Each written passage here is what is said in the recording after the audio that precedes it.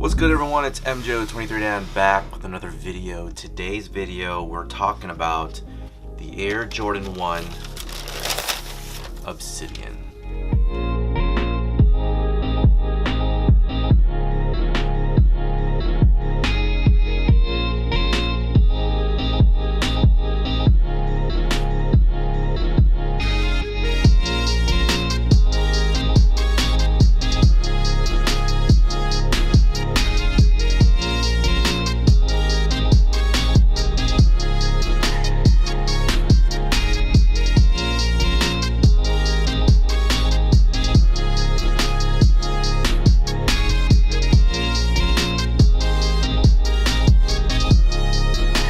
Alright, so details on the label of the box. The Air Jordan 1 Retro High OG.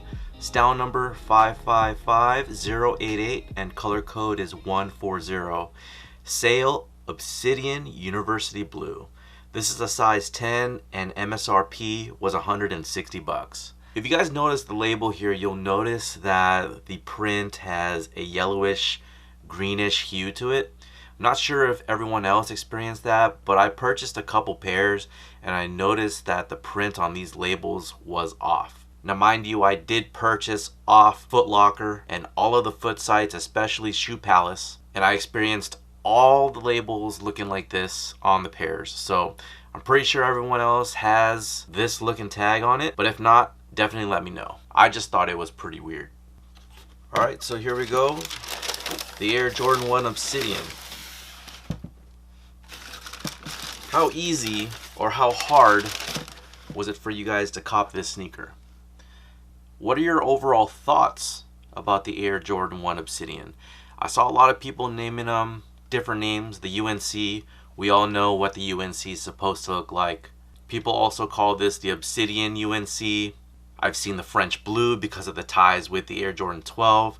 You'll notice that the colors are similar to that of the Air Jordan 12. And I believe they took inspiration from that shoe and put it in this. You can also mix in there the Win Like 82 Air Jordan 11. Whatever you want to, decide there. But anyways, I purchased these guys on one of the foot apps. I was lucky enough to get them locally. I didn't try online. I know a lot of people were having some issues there. And I kind of want to put this out there because I thought it was a pretty crazy thought to see like how these are doing on the secondary market or the resale market. And the cap to me seems to be at a 9.5. So 9.5 and lower, they're going for extreme dollars, especially Air Jordan 1s. Not necessarily Obsidians, but pretty much every single Air Jordan 1 out there. And luckily I'm a size 10 and it hasn't affected me too much, but it's something to take notice. A lot of people saying that it is the Asian markets that are taking over as soon as they open up the resale market over there for GOAT, and StockX has been doing like these I guess the data breaches and stuff like that. It's pretty crazy news. I can probably like dive into that another time, but up to size 9.5, these things, Air Jordan 1s in particular, are going for crazy money. So let's talk about the materials on the Obsidian Air Jordan 1. And I will reference that name for this particular colorway because we all know what UNC is supposed to be. And I'm not going to say Obsidian UNC because that's silly. But anyways, I thought the leather was nice. It's pretty decent. You're going to get the better leather panels here at the heel and this collar area. I did also notice that on the sale portions, they had the great leather as well.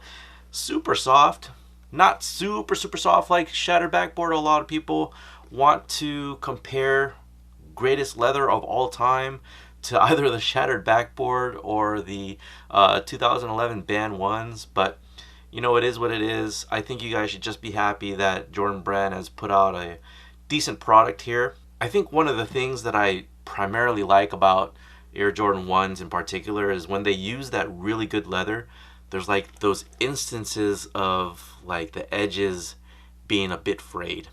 And I don't know, is it just me or you guys feeling that as well? But I do love like how it shows a little bit of the fraying on the outer portions of the leather or on the edges. I think that just looks, you know, raw in its sincerest form. I mean, it's not quite Virgil Abloh off-white, but you know, you get the picture. But I thought the color scheme on this was pretty great. It does come with another set of laces, the UNC type looking laces. They're all rolled up in a bag here. No branding whatsoever, you know, as far as like a Jumpman or a Nike is concerned. They did the tongue tag in the UNC blue with the Nike Air and then the Obsidian look. Again, I thought this this colorway was hot. I think it was great, and I would probably put the UNC laces in to the shoe other than the Obsidian laces, just because I think it will give it a little bit more of a pop of that UNC color. And you know, if I were to even actually redesign it or put another color on there, I would move the UNC color to the toe. I don't know if you guys been seeing like the pictures for some of the upcoming releases for the Air Jordan 1, and there's this like royal blue toe. They actually put the color of I guess secondary color on the toe, and I think that looks really clean. So I think if they put the UNC North Carolina on there, maybe do a black tongue as well, this thing would actually pop. So I would say this would even be like a home version of that, and then that would be the away version. One other thing I do want to point out is the lining here. It's different from what we have seen over the courses of different Air Jordan 1s. It's got like a nylon feel to it. It's very plush. It seems like it has a decent amount of padding in there. We primarily see mesh going in on the lining itself, but this is actually pretty comfortable, and I don't mind it on the Air Jordan 1, you know, untraditionally. They do this for certain colorways, you know, they change up the materials and whatnot, just like you guys saw in the satin Jordan 1 video that I did just a little while ago. But you know, I don't mind. It's a nice looking shoe overall. It's going to be really interesting to see how they bring back the OG cut of the Air Jordan 1 come, you know, this fall and going into next year. So we'll see. But anyways, thank you guys for watching. Thank you guys for your support. You know, hit the like button, subscribe to the channel if you guys like the content. And again, let me know what you guys think about the Obsidian Air Jordan 1. I'll talk to you guys soon. Take care.